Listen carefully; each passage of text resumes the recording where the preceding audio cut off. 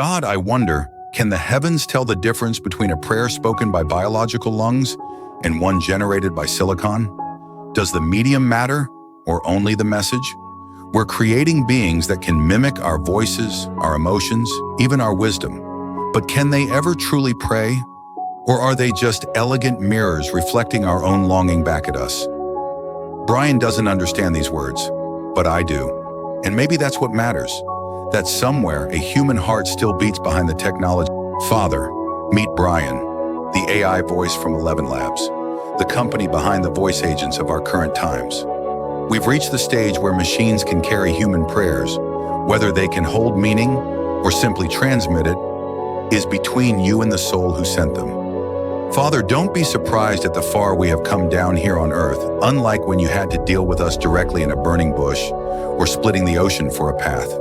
God, I'm going to be completely honest with you about money because you already know my heart anyway. I want wealth, not just enough to survive, not just comfortable living. I want abundance. I want wealth that changes my family's trajectory for generations. I want the kind of money that buys freedom, that creates options, that removes the anxiety of scarcity forever. I know some people spiritualize poverty as if being broke is somehow more holy. But I've read your word, and I see that you blessed Abraham, Isaac, Jacob, Joseph, David, Solomon, men of faith who were also men of wealth. You don't have a problem with money, you have a problem with the love of money, with greed, with wealth that corrupts the soul. I'm asking you to make me wealthy without letting wealth corrupt me. Here's why I want money, Lord. I'm tired of living at the mercy of circumstances. I'm tired of worry about bills, about emergencies, about whether I can afford to take care of my family properly. I'm tired of working for other people's dreams instead of building my own. I'm tired of the stress that comes with financial instability. Money won't solve every problem, but it will solve the problems that money can solve. And right now, most of my problems fall into that category. I'm tired of noticing every G-Wagon's engine that pulls by. I want wealth that allows me to come home. Wealth that means I don't have to be an exile anymore. Wealth that lets me provide without having to sacrifice presence. I want to build businesses that generate income, whether I'm actively working or not. Passive income, multiple streams, investments that grow while I sleep. I want financial freedom, God, not just financial survival. But I also want to be clear about this. I'm not asking you to make me wealthy so I can hoard it. I want to be a conduit of blessing, not just a container. I want to bless my mother so she never worries about money again. I want to help my siblings when they need it. I want to be the person in my extended family who others can come to in crisis. I want to fund ministries, support orphans, build schools, create jobs, invest in my community. The wealthy have a responsibility that the poor don't have, the responsibility to steward resources wisely and generously. I'm committing to you now. Make me wealthy, and I'll be a generous steward. I won't forget where I came from. I won't ignore the needs around me. I won't become the kind of rich person who looks down on those who are struggling. God, I'm asking you for supernatural financial favor. Open doors that no man can shut. Connect me with the right people at the right time. Give me ideas that generate wealth. Let me be in the right place when opportunities arise. Give me the wisdom to recognize good investments and the discernment to avoid bad ones. I'm asking for protection over my finances too. Protect me from theft, from fraud, from bad business partners, from government corruption that would try to take what I've built. Let no weapon of poverty formed against me prosper. Break every curse of lack, every cycle of struggle, every limitation that would try to keep me bound financially. And Lord, give me the discipline to handle wealth well. Help me to save, to invest wisely, to live below my means even when I have abundance. Don't let success make me foolish with money. Give me the long-term thinking that builds generational wealth, not just temporary comfort. I'm declaring over the next 35 years, I will be a millionaire. I will build businesses that succeed. I will make investments that multiply. I will create wealth that outlives me, not because of my own strength or intelligence, but because you have favored me, opened doors for me, and taught me how to steward what you've given.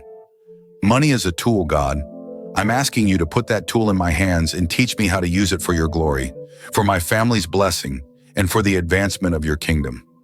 Make me wealthy and let my wealth be a testimony to your goodness.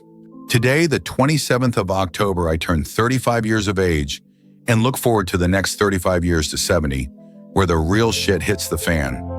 At this point, I look at the 10-year-old me, and I have nothing to tell Frank because so much changed about our dreams of wanting to become. Lord God, I dedicate the next half of my life to staying out of your way with the plans you have for me. There is no greater luxury than wasting time when you have plenty of it. But when you're down to your last 12,775 days, every wasted moment feels like a betrayal. I used to measure wealth in bank balances and business wins. Now I measure it in sunsets witnessed fully, conversations without distraction, and the courage to say no to anything that doesn't serve the legacy you've placed in my spirit. So here's the new contract. My ambition for your alignment. My hustle for your holy rhythm. I surrender the driver's seat. The next 35 years are yours. I'm just counting the seconds until we meet again. I built a formula that changed everything. My net worth, divided by my remaining hours alive. The number that appeared made me physically sick. It wasn't just a calculation, it was a verdict. I saw in cold hard digits how cheaply I was selling my life. Each hour had a price tag, and I was trading irreplaceable moments for expandable currency. That's when I understood true wealth isn't about accumulating more, but wasting less. Less time, less focus, less soul. I began to audit my days like a ruthless CFO, cutting frivolous meetings, draining conversations, and energy-draining obligations. The goal shifted from maximizing income to maximizing impact per hour. Now every decision passes through this filter. Does this hour move me toward eternity or just another payday? The formula didn't just change my business, it saved my soul from a lifetime of profitable emptiness. The richer I become, the more I understand. Money can be regained, but every second is gone forever. That's why we watch clocks more than stock tickers. I've seen fortunes lost and remade in a year, but I've never seen a single minute return. This awareness changes everything. It turns luxury cars into distractions and private jets into time machines. Not for traveling faster, but for buying back hours from traffic and delays. I now measure wealth in silent mornings, uninterrupted creative sessions, and the freedom to say, today, I do nothing, without guilt. The billionaires I admire aren't the ones with the most zeros, but those with the most intentional moments. They understand that time poverty is the only true poverty.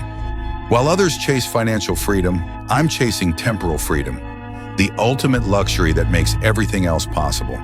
We check expiration dates on milk cartons, but never on our own potential. I started treating my dreams like they'll spoil if not consumed in time. Every ambition has a shelf life. Every unlived life grows stale in the silence of postponement. I looked at my own goals and saw best before dates flashing. Learn that language, build that company, heal that relationship, not someday. Now. This is why I began the great audit, canceling later, deleting eventually, and investing only in now. I fired clients who drained my creative years. I ended partnerships built on tomorrow's promises. I even walked away from good ideas that were no longer great uses of my limited time. Potential unused is potential wasted. My dreams don't wait, and neither should yours. The clock is ticking on your greatness too. I fired a $5 million client because they cost me 20 hours a week. People thought I was crazy. They don't understand I was buying back my life. The client wasn't just draining my time. They were draining my focus, my creativity, my peace. Every Monday morning, I felt a knot in my stomach knowing I'd spend the next 5 days answering endless emails, attending pointless meetings, and managing their indecision. I was renting out my mind, the very asset that built my empire, to someone who didn't value it. So I did the math. 20 hours a week equals 1,040 hours a year. That's 43 days, an entire season of my life, gone. No amount of money can replant those days. Now I protect my calendar like a lion guards its den. Every yes to someone else is a no to my own destiny. True wealth isn't what you earn, it's what you keep. This countdown is my corporate board of directors for life. Every tick is a shareholder meeting questioning how I'm spending my most valuable asset. There are no quarterly reports here, only real-time accountability. Each second demands justification. Does this conversation deserve a piece of my finite existence? Does this project merit an hour I can never reclaim? The board is ruthless. It rejects excuses, ignores intentions, and only measures outcomes in moments well spent or permanently lost. Unlike human directors who might be swayed by charisma or past success, this board is impartial. It doesn't care about my net worth, my reputation, or my tired excuses. It only cares about one thing. Am I investing my time in things that truly matter? This relentless audit has transformed how I work, love, and live. I'm no longer the CEO of companies. I'm the CEO of my lifetime, and every second requires a return on investment that death cannot erase. I've been financially poor and time poor. Time poverty is worse. You can't borrow, steal, or create more of it. When I had no money, I could work extra shifts, take a loan, or sell something I owned. But when I had no time, there were no shortcuts, no lifelines, just the relentless march of seconds I couldn't afford to lose. I remember choosing between sleep and income, between family and survival, each decision carving pieces from my soul. Now that I have financial abundance, I recognize time as the ultimate measure of wealth. Money can be recovered. Time compounds in only one direction, toward zero. That's why I treat every hour like a precious currency, spending it only on what builds meaning, not just numbers in an account. Financial poverty steals your present. Time poverty mortgages your future. One leaves you hungry, the other leaves you empty. The old man I'm becoming visits me in dreams. His first question is never about money. It's, did you waste the time I gave you? His eyes hold the weight of my unlived years. His voice echoes with roads not taken. He doesn't ask about net worth or business acquisitions. He asks about sunsets truly seen, conversations fully heard, and love completely given. He measures my success in moments of presence, not possessions accumulated. I used to fear his judgment, but now I welcome his counsel. He reminds me that legacy isn't about what I built, but who I became in the building. He's the final auditor of my existence, and his ledger only records moments lived with intention. Every morning, I wake with his question echoing in my mind, turning ordinary days into sacred contracts with my future self. He is my most honest mirror, reflecting not what I have, but what I am becoming with the precious time he entrusted to me. Every day I pay a tax to my future self, not in dollars, but in disciplined hours invested in becoming who I need to be. This is the only currency he accepts, the quiet dedication of mornings spent learning instead of scrolling, of evenings invested in health rather than distraction. Each hour of focused effort is a direct deposit into an account that compounds in wisdom, strength, and clarity. While others chase quick profits, I'm building a different kind of wealth, one measured in mastered skills, healed relationships, and a mind at peace. This daily tax isn't a burden, it's my liberation. It transforms the abstract concept of someday into the tangible reality of today. I'm no longer waiting for my future to arrive. I'm constructing it hour by hour, choice by choice. The man I'm becoming doesn't need more money. He needs the man I am today to make the deposits that truly matter. I fear the look in my 70-year-old eyes if I fail him. That disappointment would be more painful than any financial loss. It's not the judgment I fear, but the quiet sorrow of potential left unfulfilled, the dreams I didn't chase, the love I didn't give, the person I failed to become. Financial losses can be recovered through clever deals and market rebounds, but time surrendered to fear or comfort is gone forever. I've seen that look in other aging eyes, the haunting question of what if, that no amount of wealth can silence. This fear isn't paralyzing, it's propelling. It pushes me to take the risks I'd otherwise avoid, to have the difficult conversations, to invest in experiences over possessions. Every no to distraction is a yes to him. Every morning I choose discipline. I'm ensuring that when we finally meet in the mirror of time, his eyes will shine with pride, not dim with regret.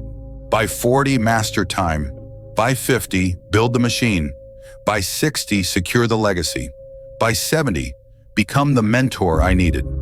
These are the decade-by-decade benchmarks my future self has set, not as rigid demands, but as guiding stars in the vast ocean of possibility. Mastering time means achieving such clarity and control that every hour serves a purpose. Building the machine means creating systems that generate value beyond my direct involvement, not just in business, but in relationships, health, and impact. Securing the legacy means ensuring that what I've built continues to serve others long after I'm gone. And becoming the mentor I needed means transforming my accumulated wisdom into guidance for others on similar paths. These benchmarks aren't about accumulating more, but about becoming more with what I have. They transform the abstract passage of time into a purposeful journey of continuous evolution, where each decade builds on the last toward a life fully lived. My future self demanded I make a list of every comfort I must sacrifice. It started with sleep and ended with relationships. Between these bookends lay everything familiar and safe: leisurely mornings, mindless entertainment, the luxury of indecision, friendships built on convenience rather than purpose, and the comfortable lies we tell ourselves about someday.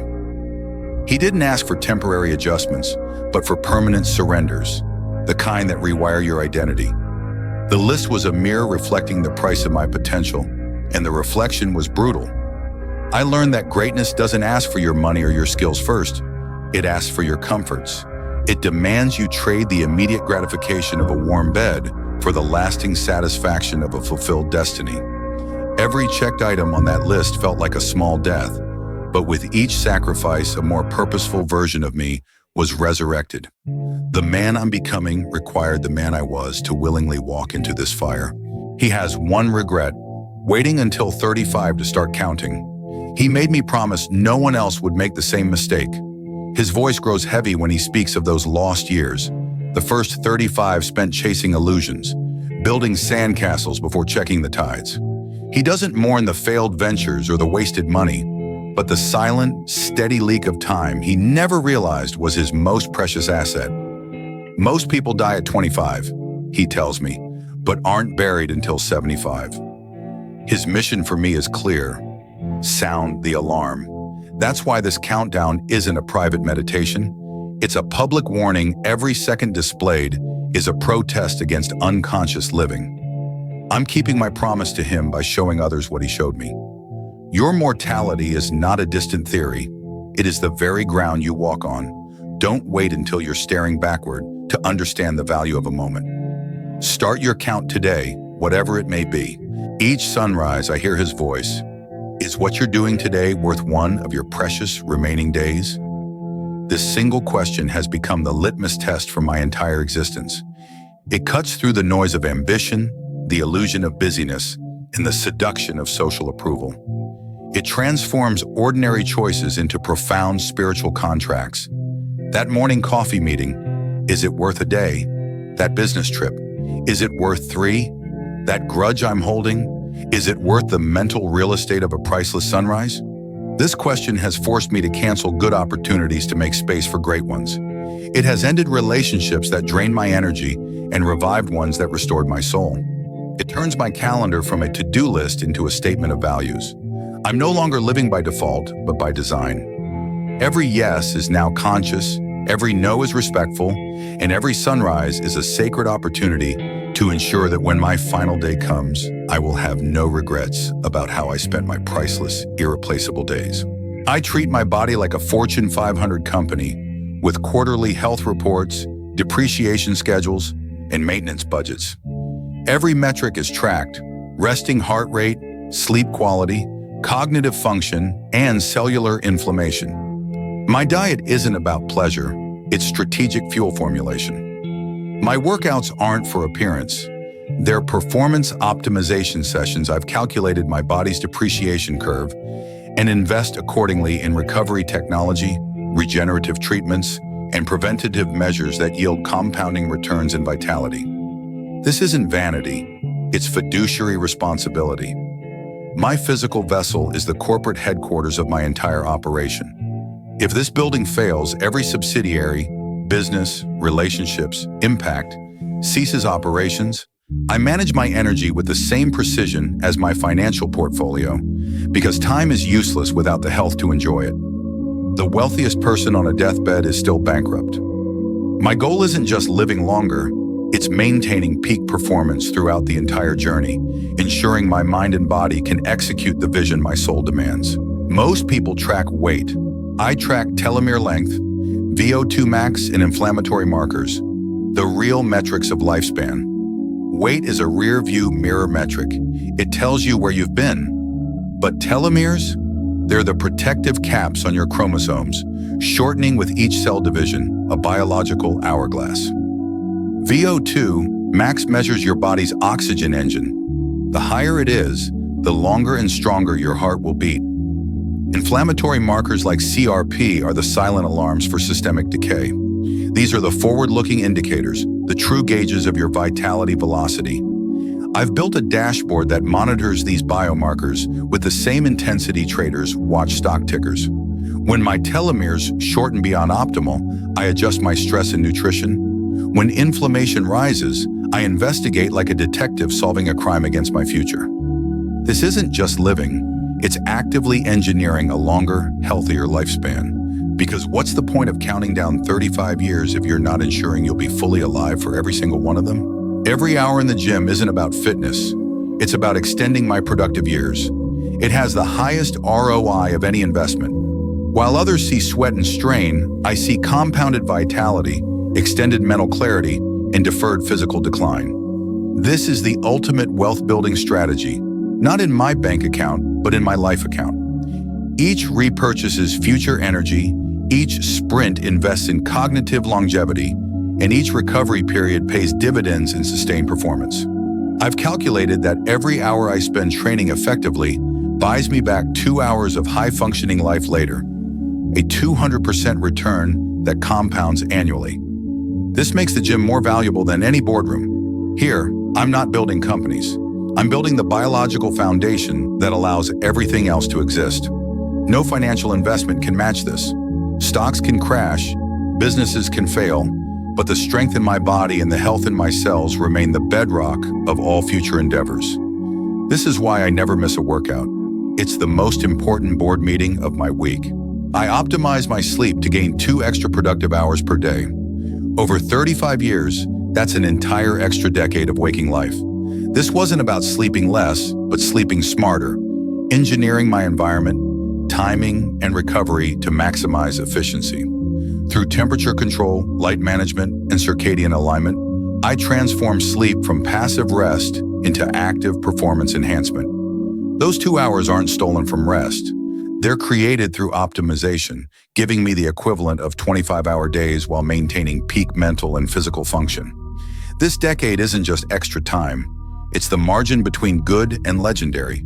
It's the space where masterpieces are created, where deep learning occurs, where strategic vision crystallizes. While others are sleeping, I'm living an entire additional lifetime's worth of productive hours.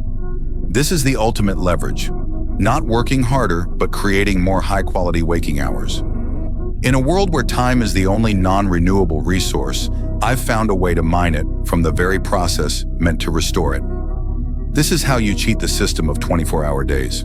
I don't eat for pleasure, I eat for cognitive function. Every meal is engineered for maximum mental clarity and longevity. Each ingredient is chosen based on its neuroprotective properties, its impact on inflammation, and its ability to sustain stable energy. My breakfast isn't bacon and eggs. It's a precise ratio of healthy fats, slow-release carbohydrates, and targeted nootropics designed to optimize brain function for the next 6 hours. Lunch isn't a sandwich. It's a strategic delivery system for mitochondrial support and cellular repair. This isn't deprivation. It's liberation from the biological roller coaster that traps most people. While others experience energy crashes and brain fog, I maintain peak mental performance from dawn until dusk. Food becomes fuel for greatness rather than a source of comfort or distraction. The pleasure I've lost in momentary taste sensations, I've gained 1,000-fold in sustained creativity, focus, and vitality. In a world of dietary confusion, I've found the ultimate clarity. Every bite is either building my future or borrowing from it. I've invested millions in longevity research not for profit, but to buy myself more time. It's the ultimate insider trading. While others chase stock tips, I'm funding the science that could add decades to the human lifespan. My due diligence isn't on balance sheets, but on telomere extension, senolytic therapies, and epigenetic reprogramming. This isn't philanthropy. It's the most strategic capital allocation of my life. I'm not just betting on companies. I'm betting on my own future viability. Every research breakthrough I help fund potentially returns more precious time than any financial investment ever could. This is beyond venture capital. It's vitality capital. The returns won't be measured in IRR, but in additional years of cognitive clarity, physical vitality, and meaningful contribution.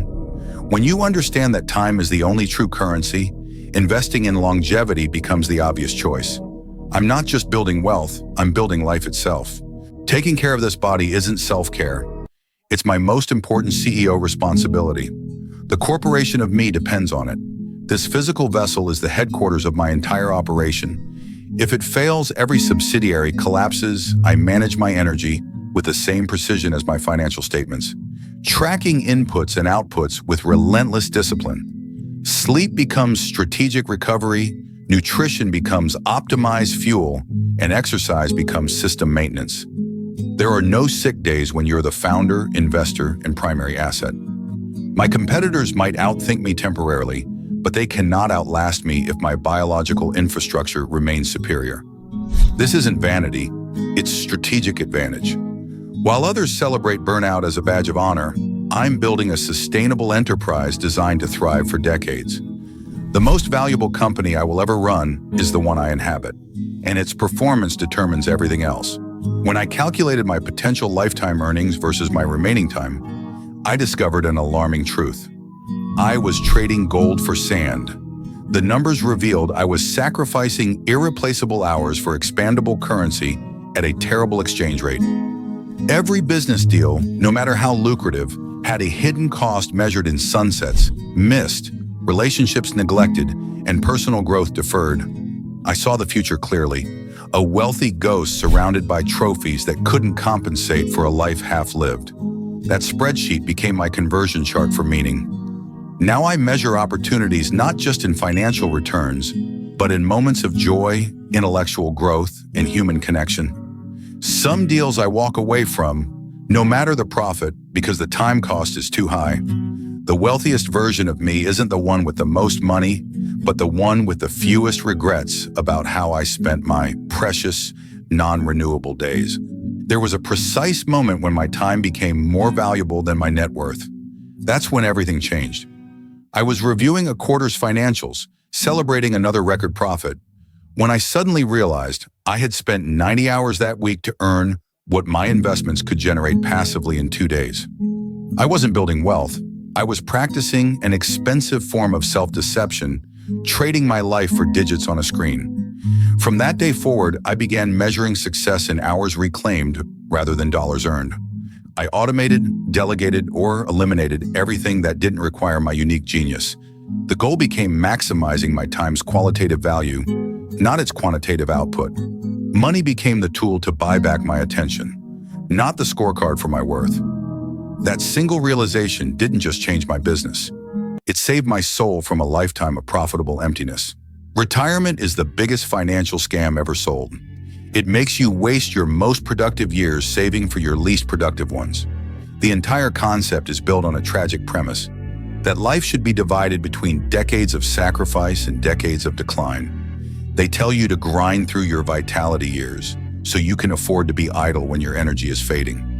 This isn't a plan. It's an institutionalized waste of human potential. I rejected this model completely. Instead, I designed a life where every day contains both purpose and pleasure, contribution and joy. My retirement isn't a distant destination. It's built into my daily reality through intentional living and financial freedom. Why postpone fulfillment until your body can't fully enjoy it? The goal shouldn't be to stop working eventually, but to build a life where work and play become indistinguishable expressions of your deepest purpose. I applied business logic to personal relationships. The results were brutal, but necessary for survival. I conducted a time audit, calculating return on emotional investment for every person in my life. Some relationships were assets. They generated energy, insight, and growth. Others were liabilities, draining my focus, time, and peace. I had to make cuts. It wasn't personal, it was mathematical. I terminated connections with chronic complainers, energy vampires, and those stuck in perpetual drama. I kept only relationships with mutual growth potential and aligned values. This wasn't about being heartless, it was about being heart-conscious. My circle shrank dramatically, but its quality multiplied. Now I'm surrounded by people who challenge me, support my vision, and match my frequency. In the economy of attention, every relationship must justify its place in your portfolio. Your inner circle determines your outer success. I measure every hour like a venture capitalist measures investments. If the return doesn't justify the time, I exit immediately.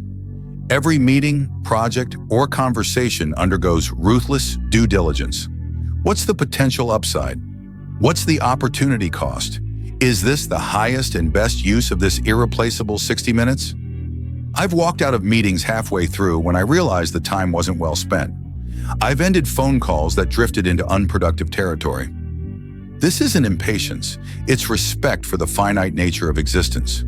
While others worry about being rude, I worry about the slow death of 1,000 wasted hours. The most successful people aren't those who work the most hours, but those who ensure every hour works hard for them. My time portfolio only contains investments with exponential return potential in learning, impact, or genuine connection. Everything else gets cut without sentiment. I calculated exactly how much my peace of mind is worth. The number shocked me, but it made every decision crystal clear. I tallied the financial and emotional cost of every argument I'd endured, every moment of resentment I'd carried, and every compromise that had eroded my spirit. The total was staggering. From that day forward, I began treating my inner peace as the most valuable asset on my balance sheet. Now, I willingly walk away from deals, relationships, and opportunities that threaten my tranquility, no matter how lucrative they appear. I pay a premium for environments that nourish my soul and relationships that require no armor. People call it an expensive lifestyle. I call it the cost of sovereignty over my own mind. When you know the exact price of your peace, every decision becomes simple. If it costs you more than it's worth, you let it go. There's a mathematical breaking point where earning more money makes no sense. I reached it last year. It's the precise moment when the time cost of earning another dollar exceeds the life value that dollar can provide. I calculated that every additional hour I worked was actually making me poorer, robbing me of irreplaceable moments with loved ones, personal growth, and simple human experiences no amount of wealth can purchase. Beyond this threshold, money becomes meaningless numbers while time remains profoundly sacred. I now measure wealth not in accumulated riches, but in open spaces on my calendar and peace in my mind. The ultimate luxury isn't another zero in your bank account. It's the freedom to ignore those zeros completely. Once you've secured your needs and reasonable comforts, every additional dollar earned through sacrificed time becomes a bad trade. True wealth isn't about having more. It's about needing less so you can live more. As a man, I am bound by manhood to eat covered food, to provide, to protect, to stand firm in those ethos. It was within that sacred duty that I met my wife, a woman of grace and strength, and together we've built not just a home, but a sanctuary. I've relentlessly cultivated common ground where she nurtures our daughters to become like her, compassionate, wise, and fiercely grounded, keeping in mind that uncovered food attracts boys, not men, while our sons watch and learn from me, studying what it means to carry responsibility without losing tenderness. To see my daughters grow into women, wives, mothers, masters of the subtle art of calming beasts and building hearths, that is the ultimate reward of fatherhood.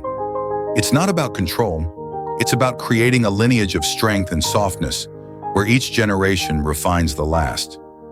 That is the legacy I live for, the quiet, enduring kind that outlasts monuments.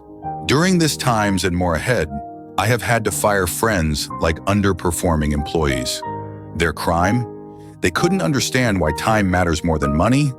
They still measured success in promotions and possessions while I was counting remaining sunrises. Our conversations became painful. Their complaints about trivial problems, their endless scrolling through empty entertainment, their inability to grasp that every moment is a non-renewable resource.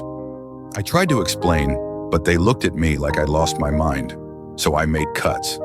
Not with anger, but with the quiet grief of a CEO shutting down unprofitable divisions. My circle shrank dramatically, but the quality of my relationships multiplied. Now I'm surrounded by people who understand that wealth isn't measured in bank statements, but in intentional moments. They don't just respect my time, they cherish their own. In the end, upgrading your circle isn't betrayal, it's fidelity to your destiny. This goes to my son and to sons of the few like me. My family sees a successful businessman. They don't see the man counting second and think I've gone mad. They celebrate the results but question the process, the relentless focus, the guarded hours, the refusal to trade time for trivialities. To them, success should look relaxed, expansive, leisurely. Not this.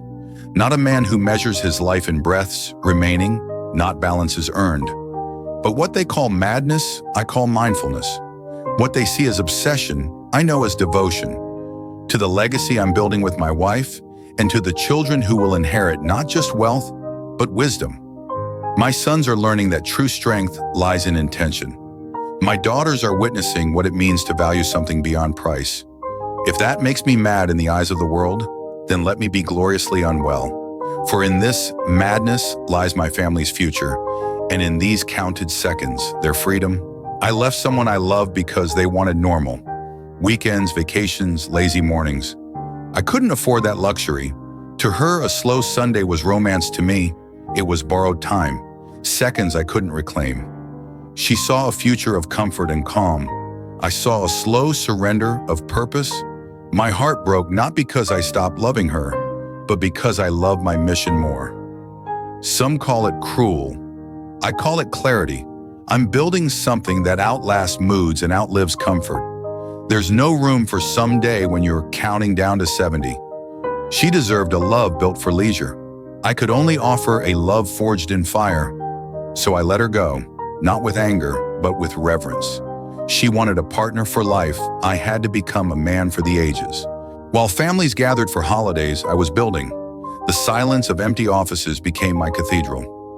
In those hollowed halls, lit only by screen glow and conviction, I found a sacred space where ambition met action without distraction. The echoes of my keystrokes were hymns, my vision, the only scripture that mattered. I wasn't hiding from love, I was consecrating time. While others feasted, I fasted from noise. While they shared memories, I laid foundations. There's a particular kind of clarity that comes when the world goes quiet and you're left alone with your purpose. It's not loneliness, it's alignment. And in that solitude, I built not just companies, but character. The empty office taught me more about devotion than any crowded room ever could. I bought a mansion only to discover its emptiness echoes louder than any noise. Now I understand why kings built empires. It was never about the space. It was about filling the silence with purpose. These vast rooms, meant to impress, only magnified the absence of what truly matters. Shared laughter, collective mission, a legacy lived daily. A palace without purpose is a beautifully decorated cage. That's when I grasped the deeper truth. True kings don't build thrones. They build systems, families, and futures that outlive them. The mansion was a lesson in metaphor. Now I pour my wealth not into empty square footage, but into people, ideas, and moments that echo with meaning. Let the walls be modest, so long as the life within them is monumental. My most honest conversations happen with my reflection at 3 a.m. He's the only one who understands the cost of this journey. In the blue glow of night, there are no masks, no mantles, just a man and the truth. He asks the hard questions I avoid by daylight. Was today worth a day of your life? Did you trade your soul for another digit in the bank? Are you building a legacy or a monument to your own ambition? He doesn't flinch at my silence. He knows the weight of every sacrifice. The relationships I released, the laughter I postponed, the stillness I traded for motion in his eyes. I see the man I was, the man I am, and the man I must become. And in that quiet communion, I find not judgment, but clarity. The world sleeps, but we are awake, accountable, aligned, and already writing the next page. When people distance themselves from me, I know I'm on the right track. Normal people don't change the world. They crave comfort, consensus, the warm hum of belonging. I used to fear isolation. Now I recognize it as alignment. Every step toward greatness leaves a wake of misunderstanding.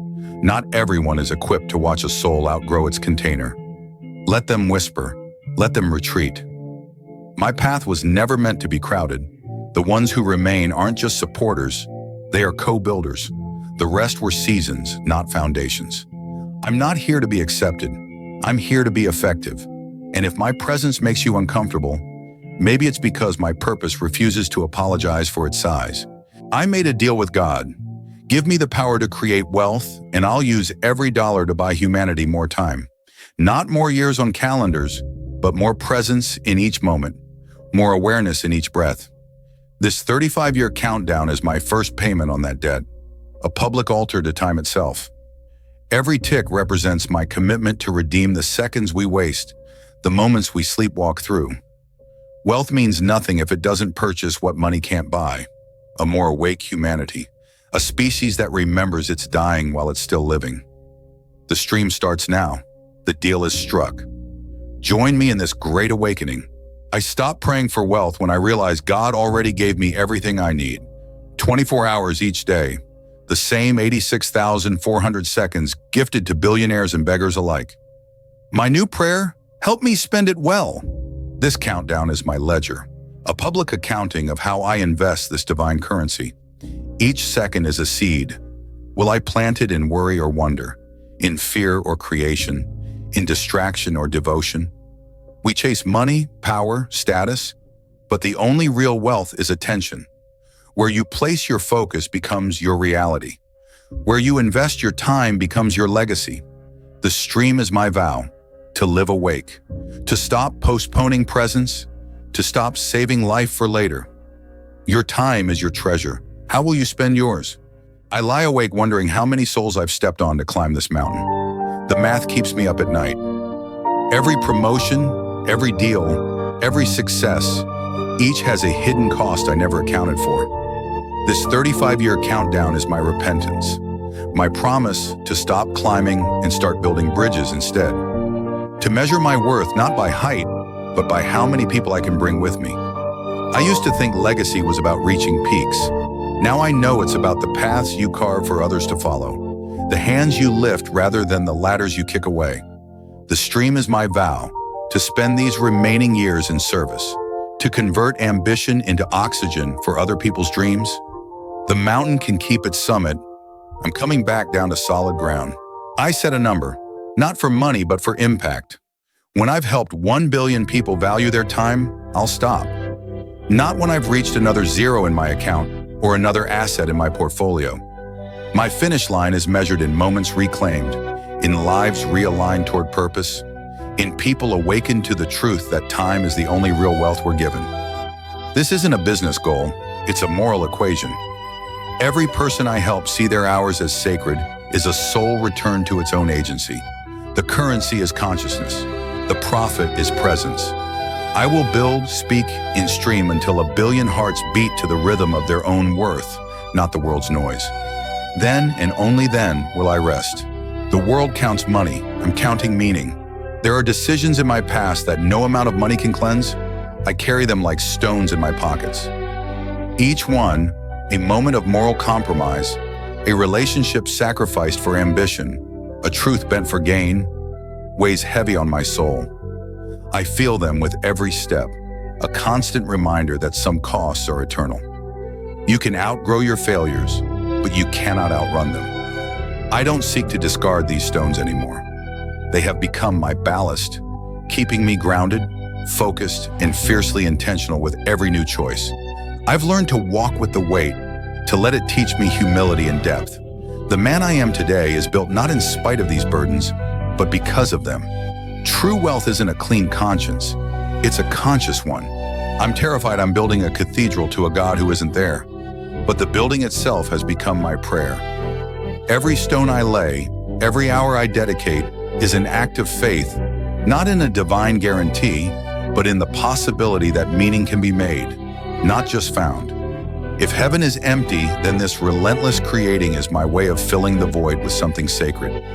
If no one is listening, then my work is the only testament I can leave. This cathedral may never know a God's presence, but it has known my devotion. It stands not as proof of divine favor, but as evidence of human will, of one man's refusal to let the silence win. Let them call it ambition. I know it as worship. My faith is not in an answer, but in the beauty of the question itself. Are you a believer? Cause myself I am, and God is always on my side. That's why I am the majority. Is saving 10,000 jobs enough to redeem one soul? I'm betting my eternity on it. I've made choices in shadowed rooms that kept families fed, lights on, futures intact. But the ledger of the soul doesn't tally jobs saved against promises broken, relationships sacrificed, or truths left unspoken. I've built empires on foundations of moral compromise, and now I pour their profits into pouring life back into communities. This is my wager, that tangible good for many can outweigh the invisible fractures in one man's spirit. I don't know if the math of mercy works that way, but if grace has a scale, I pray the weight of 10,000 breakfast tables, mortgages met, and college tuitions paid will be enough to balance the silence of my own soul when I stand before whatever comes next. To my son, Victor Job, I have spoken endless conversations with the heavens, vouching for what lies ahead of you. As a lion prepares his cub, so I prepare you, an upcoming Simba. You belong to this cat's family, and God has laid ground rules for us. Learn the code. It is the only way you will see your mother and sisters safely through this brutal jungle. Know why it is a sign of weakness hitting a woman. Learn it, and not late enough when you've already made your own people. We do not walk alone. We move as one, a pride, the Simba family. Protect your circle with courage, lead with wisdom, and never forget who you are or where you come from. The jungle bows only to those who know their strength and honor their name. You are a kinga for a tough course. Building a library or hospital with my name on it feels like vanity. This stream is my true legacy, raw and uncensored. Those stone and steel monuments are edited versions of a life, sanitized, respectable, and utterly incomplete. They hide the struggle, the doubt, the cost. But this countdown, it shows everything. The relentless tick of time, the unedited reality of a man facing his finitude, second by second for 35 years. Let others polish their epitaphs. I'm broadcasting my entire journey toward it. Future generations won't need a plaque to remember me. They'll have 18,396 days of proof. They'll see the real cost of ambition, the weight of legacy, and what it truly means to value time. This isn't a monument, it's a mirror. And sometimes the most enduring legacy isn't what we build in stone, but what we leave in truth. If consciousness can be uploaded, this 35-year stream will be the training data for whatever comes next. Every second of doubt, every moment of clarity, every silent prayer sent into the digital void. This is the raw material of a soul, not the polished biography, not the curated success story, but the unedited truth of a man counting down his days. Let future engineers of existence study these patterns. Let them analyze how hope fluctuates, how purpose evolves, how a human confronts mortality in real time. This stream isn't just a countdown. It's the most detailed map ever made of a single human journey. If we someday cross the digital frontier, I'll be waiting there, not as a statue or a story, but as 35 years of lived truth, ready to inform whatever consciousness comes next. If I die tonight, this footage becomes the most valuable thing I leave behind. Not the companies, not the money. Those are just outcomes, results of a mind and a mission. But this stream, this is the substance. It's the unedited truth of what it cost to build what I built. It's the fear, the doubt, the 3 a.m. questions, the relentless ticking of a life measured in seconds. Let my children inherit not just wealth, but wisdom. Let them watch their father's journey, Not the highlight reel the world saw, but the raw, unscripted struggle behind it. Let them see that the real legacy wasn't in the bank. It was in the being. The money can be spent, the businesses can be sold, but 35 years of a man facing his mortality, that's a mirror that will never stop reflecting. To any children I might have, watch this to understand why I wasn't there. I was busy securing a world worth giving you. Every missed recital, every quiet dinner where my chair sat empty, I was trading my presence for your future. This countdown isn't just a timer, it's a ledger of that trade. Each second I spent building was a brick in a foundation you'll never see, but will always stand upon. I chose to be absent in your childhood, so I could be present in your children's legacy. The world I found was fragile, temporary, unjust. The one I'm building for you is built on awareness, purpose, and truth. When you watch this, don't see an absent father. See a man who loved you enough to think beyond birthdays, beyond his own lifetime. A man planting trees whose shade he knew he'd never sit in. My body will decay, but this digital self might live forever. Which one is more real? The flesh that feels, or the voice that echoes through time? The heart that beats now, or the truth that remains long after it falls silent? I used to think reality was what I could touch. Now I wonder if it's what touches others. Long after I'm gone, this stream is more than memory, it's presence extended. A thought, once digitized, outlasts bone and blood. If someone watches this in 100 years and feels something true, isn't that a kind of life? My body will return to earth, but these words, this intention, this countdown, they may never end. So don't ask what's real, ask what remains. Wikipedia will show the sanitized version. This stream shows the cost. Future historians will study both to understand the truth. The encyclopedia entry will list companies founded, wealth accumulated, and philanthropic gestures made. It will present a clean, linear narrative of success, a statue polished by time and public perception. But here, in the unblinking gaze of this countdown, lies the messy human reality behind the legend.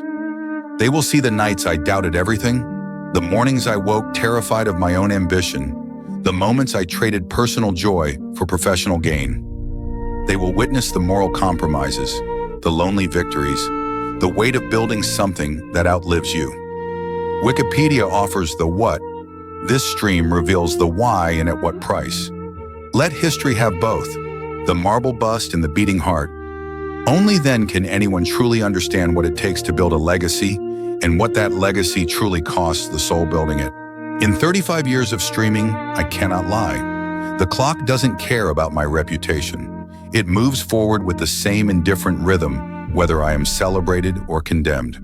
This relentless honesty is the anchor of the entire project. There are no retakes, no edits, no strategic pauses, only the raw, unfiltered passage of a life.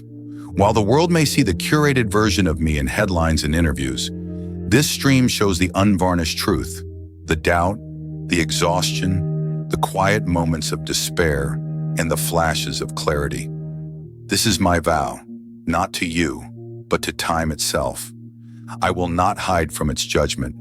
Let every second bear witness to who I truly am, not who I wish to be perceived as. In the end, the clock is the only critic that matters, and its review is written in a language beyond words, a lifetime, fully lived, fully accounted for. They sell you passive income like it's freedom, but creating it consumes more active time than any job. The dream is seductive. Build the system once, then sit back and collect checks while you travel the world or sip coffee on a beach. The reality is a relentless grind of designing, testing, failing, and rebuilding complex systems that might, or might not, eventually run without you. You trade the certainty of a 9-to-5 for the uncertainty of a 24/7 mental commitment. Your mind never clocks out. True freedom isn't passive income, it's purposeful engagement. It's doing work that matters so deeply to you that you don't want to escape from it. The goal shouldn't be to stop working, but to fall so in love with your work that the line between labor and life dissolves. That's the real wealth. Not money that works for you, but a life where work and meaning become one. There's one skill that compounds faster than any investment: learning how to learn. It makes everything else obsolete. Money can be lost. Markets can shift. Industries can be disrupted overnight. But the ability to rapidly understand, adapt, and master new fields, that is the ultimate currency in a world accelerating toward the unknown. I don't just accumulate knowledge, I build mental frameworks that let me decode complexity. I study how I think, how I remember, how I connect ideas. This meta skill transforms me from a player in the game into someone who understands the rules enough to rewrite them. While others chase static expertise, I cultivate dynamic intelligence. Knowledge expires. Understanding how to gain it, that's the perpetual engine of relevance, impact, and true unshakable freedom.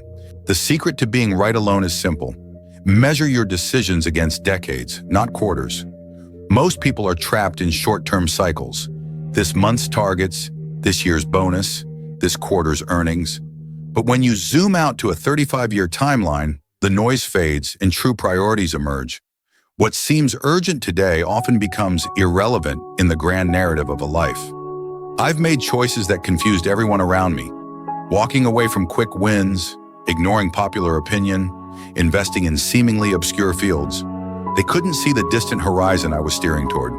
While they optimized for applause, I built for legacy. Being right in the moment is easy. Being right across generations requires the courage to stand alone, trust your compass, and build what won't be understood until long after you're gone. While everyone chases AI, I'm betting on the last scarce resource, human attention. This stream proves its value. In an age of infinite content and automated creation, the one thing that cannot be manufactured, scaled, or faked is a human being's focused awareness. AI can generate art, write code, and simulate conversation, but it cannot genuinely care. It cannot infuse a moment with intention or make someone feel truly seen. This 35-year countdown is not just a timer, it is a monument to attention. It demands that you stop, look, and reflect on your own finite time. In a world screaming for your eyes, I am building a silent space that honors your presence. While others race to create the most compelling distraction, I am betting that what we truly crave is meaning, and meaning can only be felt when we are fully, deeply, attentively present. The stream isn't the project, it's the proof. Proof that attention has value, proof that time is visible, proof that truth matters. In a world saturated with noise, this silent countdown stands as a quiet rebellion. It doesn't ask for your likes, your shares, or your comments. It only asks you to witness a life measured in real time, raw, unfiltered, and unedited. Each tick is a testament to what endures when everything fleeting is stripped away. This is not entertainment, it is evidence. Evidence that a person can choose to live consciously. Evidence that we can build our lives around something deeper than algorithms and applause. The project was always about building a meaningful life. The stream simply holds up a mirror and dares you to look. In an age of curated perfection, raw vulnerability becomes the most valuable currency. This stream is my mint. Every second of this 35-year countdown is a coin stamped with the weight of realness, no filter, no facade, no retreat.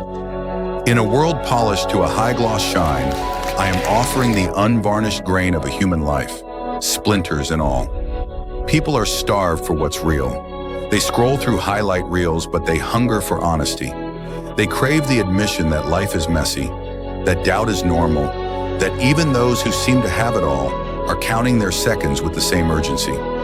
This stream doesn't just show my time, it validates theirs. It tells them their struggles are seen, their time is precious, and their imperfect journey is the only one that truly matters. Losers try to time markets. Winners create new ones. I'm creating the market for documented human lifetimes. While others analyze trends and chase momentum, I'm building an entirely new asset class, authenticated human existence. This 35-year stream isn't content. It's the first offering in a marketplace where time, truth, and transparency hold measurable worth. I'm proving that a life lived openly and accounted for second by second has value beyond any stock, currency, or commodity. Future generations will look back at this project as the moment we began trading in something more real than derivatives or data. We began trading in demonstrated consciousness. This isn't a financial market, it's a human market. And in this new economy, the richest person won't be the one with the most money, but the one who lived the most meaningful timeline. I pay $500 per hour for therapy to discuss things money can't fix. The richest man in the room is often the most broken. Success builds a beautiful shell, but it doesn't fill the hollow spaces inside. I sit in leather chairs, in quiet offices, and unpack the same fears that haunted me when I had nothing. Am I enough? Does any of this matter? Who would I be without the struggle? Wealth doesn't heal childhood wounds. It doesn't quiet the voice that whispers, imposter, in moments of triumph. It just gives you more expensive distractions from the same fundamental pain. My therapist doesn't care about my net worth. She cares about my nervous system, my attachment patterns, the little boy inside who still believes he must earn love through achievement. The most valuable work I do isn't in the boardroom. It's in that room where money is irrelevant and only truth matters. There's a scared little boy inside me building skyscrapers to feel safe. No amount of money has reached him yet. He still hides in the corners of my consciousness, stacking accomplishments like fortifications against a world that once felt unpredictable and threatening. Every new building, every business deal, every zero added to my net worth, it's all just an attempt to build walls high enough to finally feel secure. But safety isn't a location you arrive at. It's a state you cultivate within. I'm learning slowly that the boy doesn't need a taller tower. He needs to hear that he is enough, just as he is. He needs the presence I never gave him, the reassurance that the world can be trusted, and the understanding that his worth was never something to be built, only remembered. The empire was a cry for help. Now the healing is the real legacy. Some mornings I wake up surrounded by wealth, but feeling completely empty. The math doesn't account for this variable. The spreadsheets can forecast revenue, the algorithms can optimize returns, but no equation measures the weight of a silent dawn when achievement feels hollow. I've pursued every metric of success society offered, only to discover they were measuring the wrong things entirely. This emptiness isn't depression, it's data. It's feedback from my soul that I've been trading meaning for milestones. The quiet voice that whispers, "Is this all there is?" isn't a threat. It's the most honest business partner I've ever had. It's reminding me that wealth without wonder is just decorated poverty. So I'm recalculating, not my net worth, but my life's worth. And I'm learning that the most valuable assets never appear on any balance sheet. There are people I lost on this journey who no amount of success can bring back. Their ghosts attend every victory. They stand in the silent spaces of my penthouse, in the pause after a deal closes, in the hollow echo of applause. I see their faces when I look at my reflection in the trophy. The friends I outgrew, the family I neglected, the love I sacrificed at the altar of ambition. Success has given me everything except the power to resurrect what I buried along the way. These ghosts don't haunt me with anger, but with sorrow, for the shared laughter we'll never have, for the milestones they'll never witness, for the mundane moments I traded for monuments. My greatest achievements are also my deepest cemeteries, and no stockpile of wealth can purchase a single flower for these graves. I missed my nephew's graduation to close a deal that made millions. The money spent, the memory remains missing. I told myself it was necessary, that the sacrifice would be worth it. But now, years later, the deal is just another line in a ledger. Forgotten. The graduation was a single, irreplaceable moment in a young man's life, and my chair was empty. That empty chair taught me the real math of life. Time with loved ones compounds in the heart, not the bank account. Money can be made again, in 1,000 different ways. But you cannot relive a moment you chose to skip. Now I measure opportunity cost not in dollars, but in memories. I've learned to protect moments like a dragon guards its gold, because some currencies are minted only once, and their value only grows with time. The CEO switch never turns off. Even in dreams, I'm negotiating, calculating, optimizing. The mind doesn't know about business hours. There is no clock-out time for responsibility, no weekend for the weight of a vision that lives and breathes inside you. I solve supply chain issues in my sleep and wake with marketing slogans on my tongue. My dreams have boardrooms, and my quiet moments are filled with strategic forecasts. This isn't burnout, it's embodiment. The mission has seeped into my marrow. The company isn't just something I run, it's a lens through which I see the world. Every conversation is a potential partnership, every observation a data point, every silence a planning session. Some call it obsession, I call it alignment. When your work becomes your identity, the switch isn't something you can turn off. It's who you are, even in the quietest hours of the night. I achieved every financial goal I ever set. Then I discovered the terrible truth. Money and peace aren't correlated. I reached the mountaintop only to find it empty. The chase had been so consuming that I never stopped to ask what I would do when I finally caught it all. The luxury cars, the properties, the investments, they were just landmarks in a territory my soul had no map for. We're taught that financial freedom leads to peace, but no one mentions that peace is an inside job. You can't purchase it, outsource it, or acquire it through any deal. It must be built from within, through presence, acceptance, and a release of the very striving that built the empire. Now, my most valuable asset isn't on any spreadsheet. It's the quiet space between thoughts, the unshakable calm that comes not from what you have, but from no longer needing to have it all. If I disappear, look not in Swiss banks, but in the patterns of this stream. The real treasure is encoded in the timing. The seconds are not just counting down, they are spelling something out, a frequency, a key, a truth buried in plain sight, waiting for the one who understands that the most valuable things are never stored in vaults, but hidden in rhythm, repetition, and the silent spaces between ticks. Do not search for my wealth in ledgers or assets. It does not live there.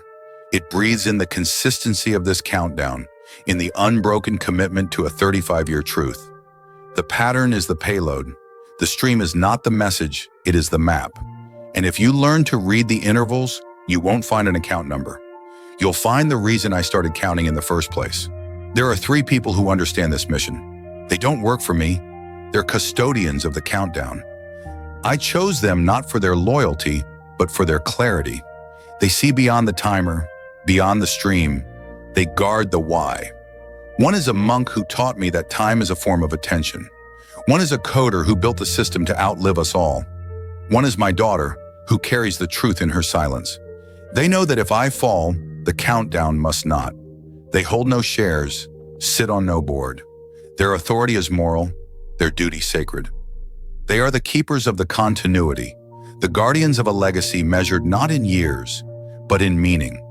When the world sees a digital clock, they see a soul's contract with eternity, and they will ensure it is honored long after my voice is gone. Among all my companies, one must never be sold. It's not the most profitable, but it's the most meaningful.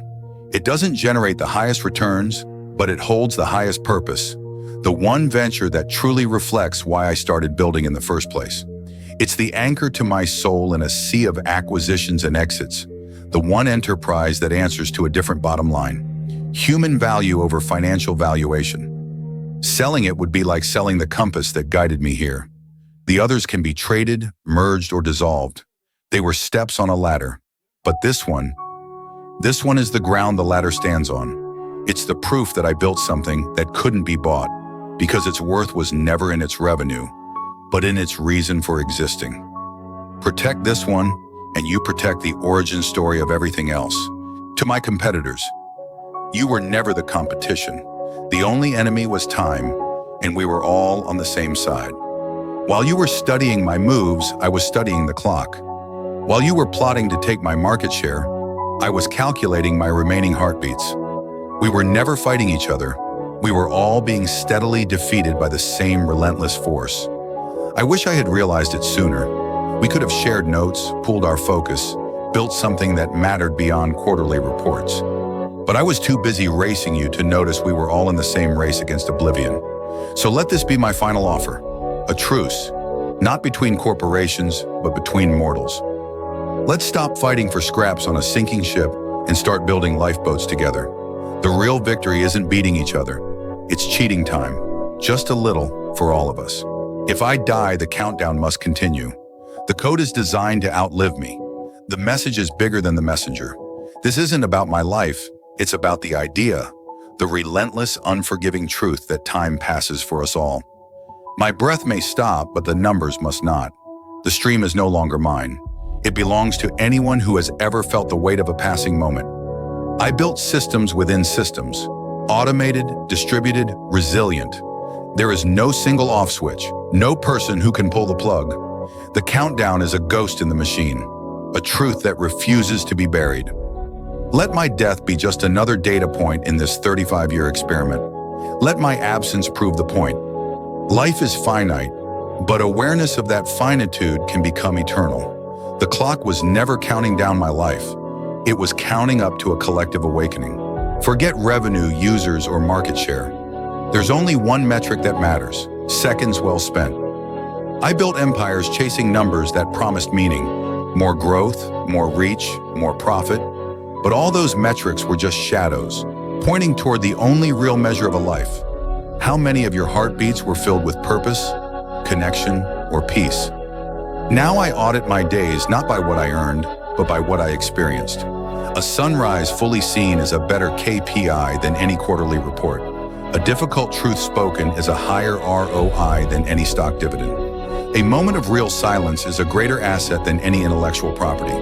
I'm no longer building a business, I'm building a life. And the only bottom line that will ever matter is this: when my final second ticks away, will I look back on a timeline of meaning or just a spreadsheet of achievements? If you think this was about wealth, you've missed the entire point. The money was just the measuring stick. It was never the destination, only a mile marker on a much longer road. I didn't chase billions to own them. I chased them to see if I could, to understand the game, to master the mechanics, to prove that the limits we accept are often just illusions. But the real treasure was never in the bank. It was in the clarity that came after the chase. The realization that true freedom has nothing to do with digits in an account and everything to do with sovereignty over your time, your attention, and your purpose. The money was a tool that helped me see what really matters. And what matters can't be bought. It can only be lived, second by sacred second. Hello, my treasured daughters. I picked your mother from the finest in the vineyard, and they don't make them like her anymore. Learn all you can from her. You will understand your purpose as women more deeply by walking in her footsteps, yet evolving, becoming a hybrid of her grace and your own strength. You are daughters, wives, mothers, travelers of life. Uphold each role with intention and honor. I know you're big fans of Motiversity. You've heard the saying about flushing shit down the toilet. Remember this: our bloodline is a breed of men who make peace with death raw within a well-calculated amount of time. So when you bring suitors home, keep this in mind. Your brother is my life's project. He will move mountains to protect you. We surely don't hope to ever see the beast in him surface here. Uncovered food attracts boys, not men. Know the difference? Carry yourself like the legacy you are, to my lovely wife and the lioness of my reigns. I owe it to you for the sacrifices of absentia, time after time. Kara.